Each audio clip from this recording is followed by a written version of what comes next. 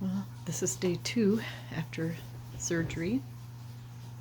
Um, my name is Star, if we haven't met yet. Pastor's wife here in Independence, where we live.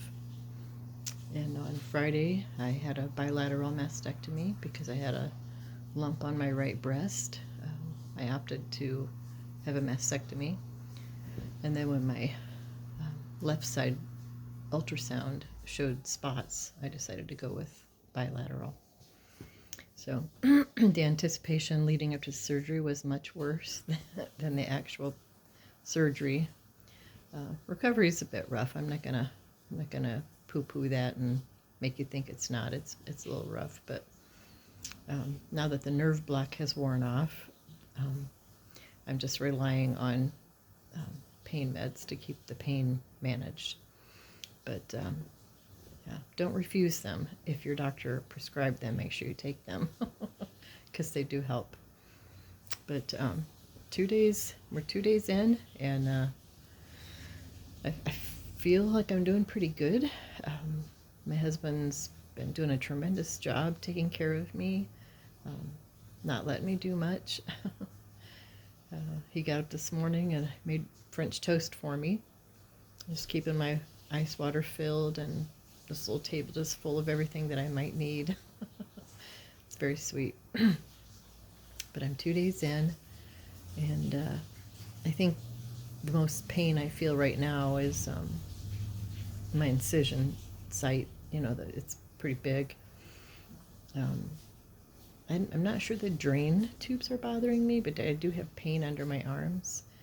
And I noticed this morning when I was in the bathroom getting cleaned up a little bit, that there's a little bit of blood seepage that had seeped onto the bandages under my arms. So I may call the doctor about that after a bit to make sure that's okay. But other than that, I'm feeling pretty good. I'm able to walk around the house.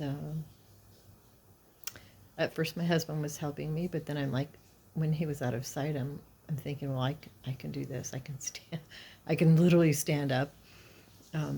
There was an organization called Peace Out Cancer. That's a local organization for us, and they literally loan these stand-up recliners to ladies that are having mastectomies, and so they loan it to you for your recovery, so that you don't have to push with your arms or be pulled by your arms, because that can't happen. It's really a neat little contraption because it just lifts you up and you can just stand right up. So then when you're done with your recovery, you just take the chair back. It's pretty cool. They give you a cute little throw to go with it. Mine is purple with pink hearts on it. It's so cute. So I think when I'm done with my recovery, I'll make one for someone else to use. And then with the chair, they also give you a journal to write in, and you get to read about the other ladies that have used this chair, what their thoughts were about their journey. You know, it's pretty cool organization. So anyway, day 2, I'm feeling pretty good, other than being sore and trying not to overextend myself. I feel like I'm doing pretty good. And I know that's because of the prayers of God's people and my amazing God. He's very powerful. When I was being prepped for surgery, I was laying in the pre-op room there, and my family was around me, my husband and my kids. And I just had the thought running through my head, what if I die?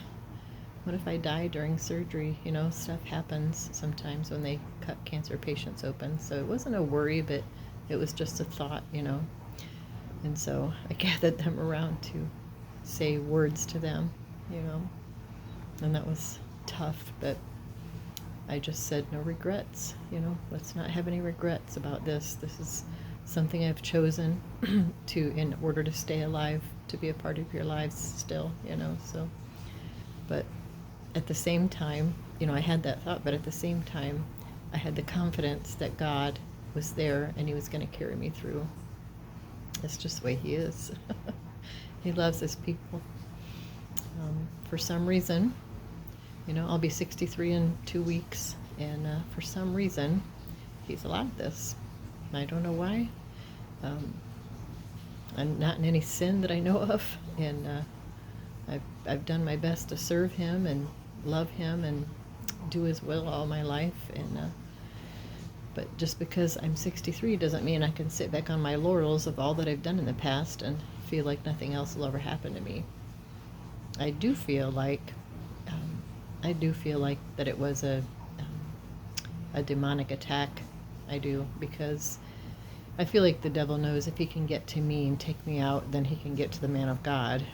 And once you get to the man of God, that affects the church, you know. So it's just this whole thing that's been swirling in my mind and in my heart lately. And